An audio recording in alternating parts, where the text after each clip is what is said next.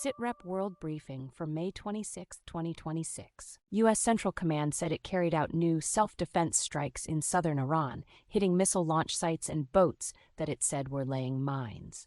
The operation marked the first acknowledged U.S. inside Iran since a ceasefire took hold more than a month ago. The timing of the strikes added immediate pressure to diplomacy, because senior Iranian negotiators were in Qatar as efforts continued to end the war and stabilize security around the Gulf. The waters off southern Iran are strategically critical because shipping through the Strait of Hormuz carries a large share of the world's seaborne oil trade. So any U.S. action against missile positions and mine-laying boats has consequences that extend beyond the battlefield to commercial routes, energy markets, and the negotiating leverage of both governments. Senegalese President Bassirou Diomaye Faye appointed Amadou Al-Aminou Lo as Prime Minister in Dakar, installing a former central banker and senior economist at the head of government after the ouster of Ousmane Sonko. The appointment was announced on May 25th. Both reports identified Lo as an economist with central banking experience.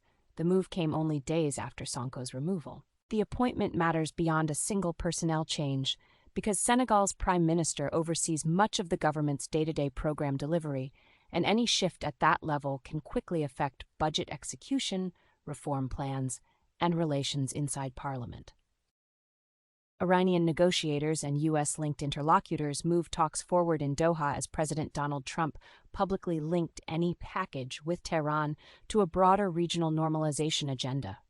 Trump said it should be mandatory for additional countries, including Saudi Arabia, Pakistan, Turkey, Egypt, and Jordan, to join the Abraham Accords as part of an Iran deal, while a high-level Iranian delegation was in Qatar to discuss terms connected to Washington and the wider regional standoff.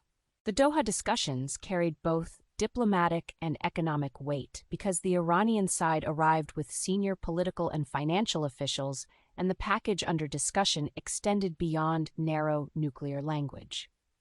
By pairing demands over Iran with a push to widen the Abraham Accords, Trump sought to fold the Qatar Channel into a broader redesign of Middle East diplomacy, one that would connect sanctions relief, regional recognition of Israel, and security arrangements around the Gulf into a single negotiating framework. Qatar's role as host reflected its long-standing position as a mediator between rivals that do not maintain straightforward channels, and the venue mattered because any understanding reached there could affect both energy flows and crisis management in the Gulf. For Iran, issues such as access to frozen assets and constraints around the Strait of Hormuz are central to economic survival and strategic leverage, while for the United States and its regional partners, the talks are bound up with maritime security, sanctions policy, and the political future of Arab-Israeli normalization. Authorities in the Democratic Republic of the Congo are adjusting burial procedures as part of their response to a new Ebola outbreak, with officials emphasizing that the handling of bodies is a central part of containment because remains can stay contagious after death. The World Health Organization has also warned neighboring countries that they face a risk of spillover from the outbreak, stating that the response is no longer only a local public health matter, but a regional one that requires border vigilance, case detection, and close monitoring of population movements. The burial issue carries unusual weight in Ebola control because funerals can become a direct point of transmission when families wash, touch, or gather around the deceased. In the Congolese response now underway, the adaptation of burials reflects lessons from earlier Ebola emergencies in the country, where health teams had to balance infection control rules with religious practice and community trust. With the WHO warning that surrounding countries could be exposed, those operational decisions in the Democratic Republic of the Congo have immediate significance for the wider Great Lakes and Central African region. The Democratic Republic of the Congo has faced repeated Ebola outbreaks over the past decade, making speed, community cooperation, and safe burial management essential parts of any new response.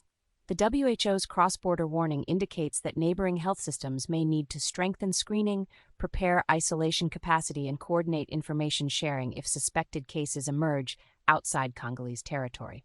The outbreak response now hinges not only on treatment and surveillance inside the country, but also on whether public health authorities can prevent funeral-related transmission from seeding infections beyond the outbreak zone. Sources and the full written briefing are available at sitrepbrief.com.